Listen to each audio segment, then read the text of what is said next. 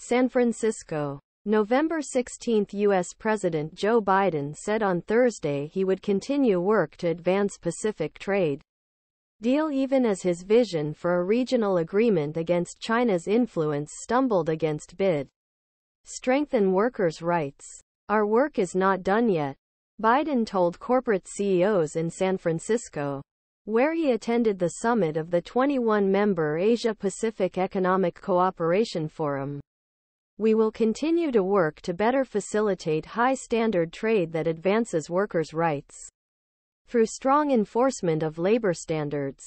Biden will also attend an event on Thursday for the 14-nation Indo-Pacific Economic Framework, which his administration established. Hopes for an IPEF trade deal were dashed this week.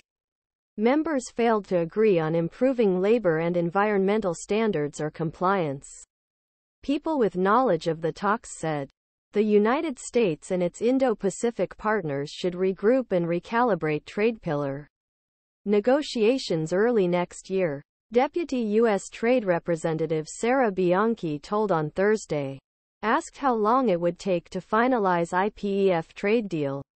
An administration official said most negotiations take years but that the White House plans to work on accelerated timeline. The White House launched IPEF to strengthen economic relations with Asia after former President Donald Trump withdrew from the regional trade agreement in 2017. Biden, a Democrat, may face Republican Trump again in next year's presidential election. This could impact U.S. support, multilateral groups such as APEC or the IMF, and trade policy. After a day of meetings, Biden said leaders signed a supply chain agreement to identify bottlenecks before problems arise, such as during the height of the COVID outbreak. He also said that they signed agreements accelerate the transition to clean energy, as well as an agreement fight corruption.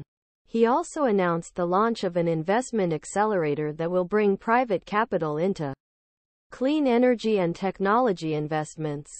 Government investments are not enough, he said. We need to mobilize private investments. USAS investments in Asia ahead of the APEC summit. Biden on Thursday announced investments from U.S. companies in the region, including Amazon, Delta Airlines, PepsiCo, Apple, and Boeing. He argued that continued U.S. economic growth would stimulate the entire world, an assessment forced by the stagnant global economy.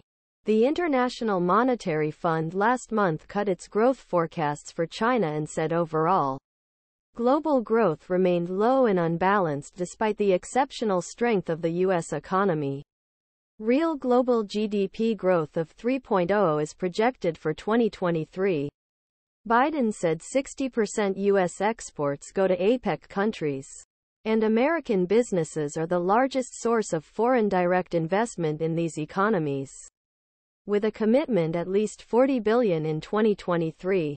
U.S. Commerce Secretary Gina Raimondo said earlier Thursday that IPEF countries had agreed on several pillars of the trade initiative.